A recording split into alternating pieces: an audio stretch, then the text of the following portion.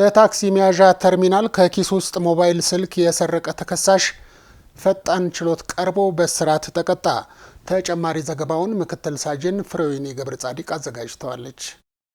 ተከሳሽ መትከል ሀብቱ ወንጀሉን የፈጸመው በአራዳ ክፍለ ከተማ ወረዳ 9 ልዩ ቦታው ቅድስት ስላሴ የመገናኛ ታክሲ መያዣ አካባቢ ነው። የትራንስፖርት አገልግሎት በመጠቀም ላይ ከነበሩ የግል ተበዳይ ተከሳሽ መትከል ሀብቱ ኪስ ውስጥ በመግባት የዋጋ ግምቱ 28,000 ብር የሚያወጣ ሳምሰንግ ሞባይል ስልክ ሲሰርቅ በአካባቢው ላይ በነበሩ የፖሊስ አባላትና በህብረተሰቡ ትብብር በቁጥጥር ስር ሊውል መቻሉን የአራዳ ክፍለ ከተማ ፖሊስ ዋና መምሪያ የ4 ኪሎ ፖሊስ መምሪያ የወንጀል መርማሪ ሳጅን ታከለ ግዛቸው ተናግረዋል። ተከሳሽ የግል ተበዳይ ያፌት ጌቱ ይዞት የነበረውን ሳምሰንግ ሞዴሉ ኤ53 አውጥቶ ይዞ ሊያመልጥ ሲል እጅ ከፈንጅ ተይዞ ከተያዘ በኋላ ወደ 4 ኪሎ ፖሊስ ጣቢያ ከነ ኤግዚቢቱ ይዘውት መጣው።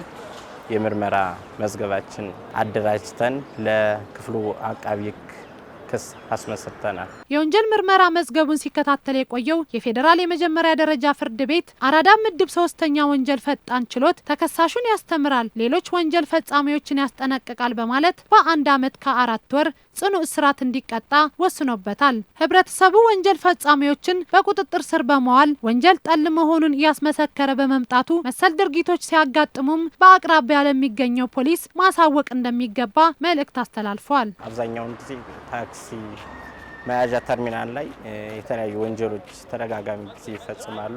ታክሲ ሲይዙ ባስም ሆነ ታክሲ ስልካቸውና የሚይዙትን ንብረቶች ተጠንቅቀው መያዝ አለባቸው። እንዲሁም እንደዚህ አይነት ወንጀሎችም ተፈጽሞ ሲገኙ በአካባቢው ላሉ ፖሊሶች ጥቆማ ሰጠው እንዲያዙ ማድረግ በዚህ አይነት ነገር ራሳቸውን ቢከላከሉ ነው ማስተላልፈው።